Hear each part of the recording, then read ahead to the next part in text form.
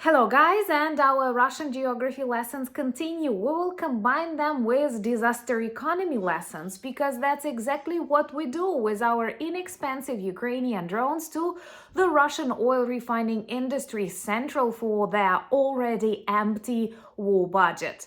And actually, Ukrainian drones last night discovered a new direction, visiting Chuvash Republic.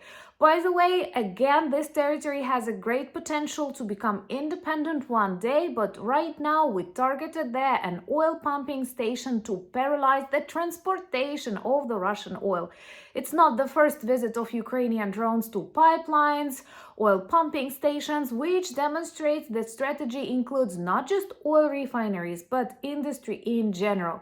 And Russians literally cannot do anything. And even karma helps us because I don't know, was it a sabotage, a planned action, or simply a truck targeted a train, Russian cargo train full of oil tanks. It had like 18 cars within that train full of oil. All of that exploded, totally destroyed in Smolensk region. So we may say that in a couple of months, not just Russia will run out of oil, fuel, it will run out of money. And that is one of the most effective ways to paralyze their war machine.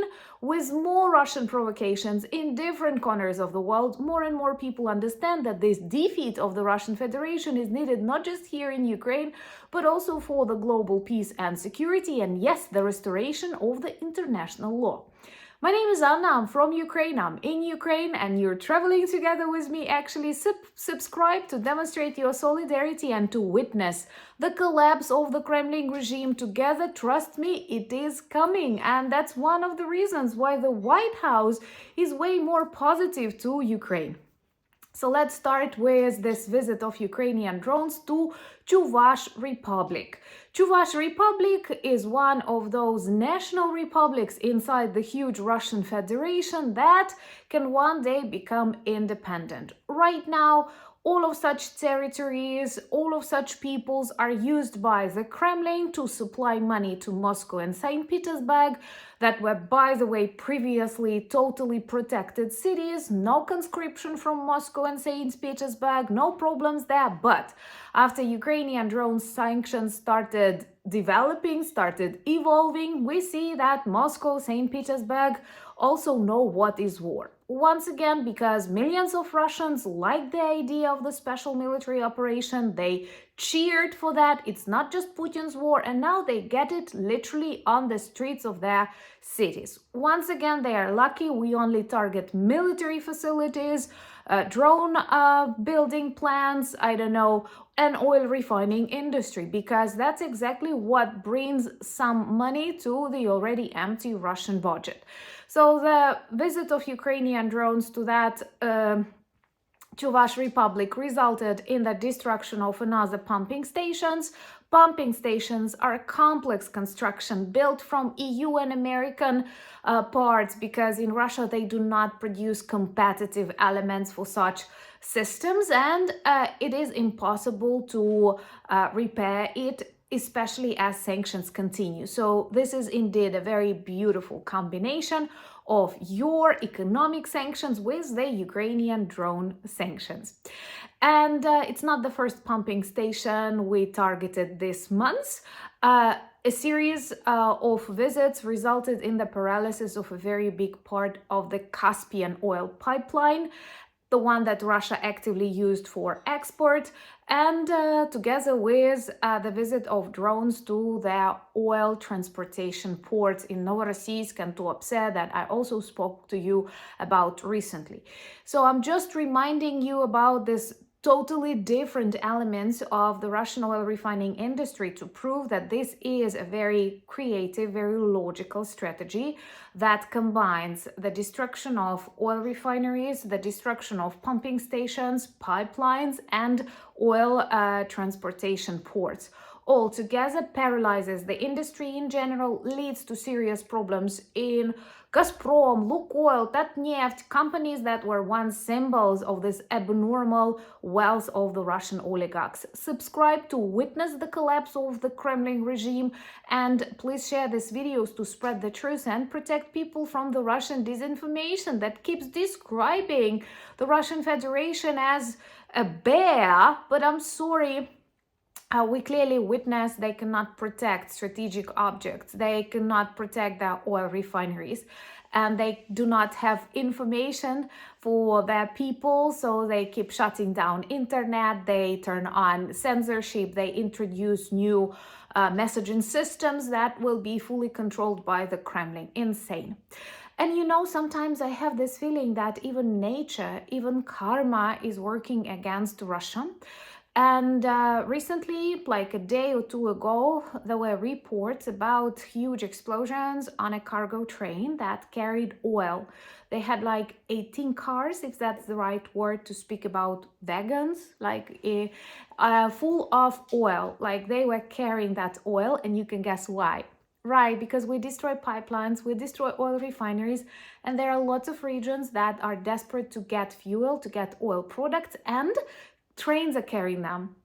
They don't have enough petrol for trucks in lots of Russian regions, so trains were considered a solution. And I think it's a beautiful sabotage, because we have to be realistic. There are lots of groups of partisans, rebels now working, especially on the front lines inside Russia, for the side of good, destroying Russian arsenals or doing various important actions. So maybe these were such sabotage groups, but maybe it was just an inattentive driver, and a truck crashed into this train when it was just like red light for that truck, and it led to the destruction of all that oil and all the train, because once again we all know that such things are very explosive. Oil refineries, pumping stations, and trains full of oil.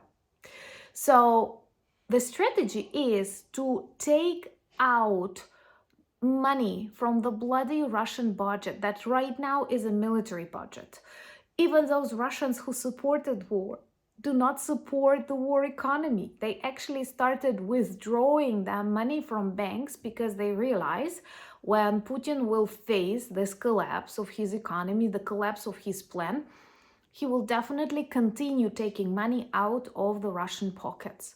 Unfortunately, these people are used to such things. And on my new channel, Anna Danilchuk, I have a very interesting conversation that I invite you to watch, and I connect here, about queues. We start with queues for fuel in Russia now, which are many kilometers long.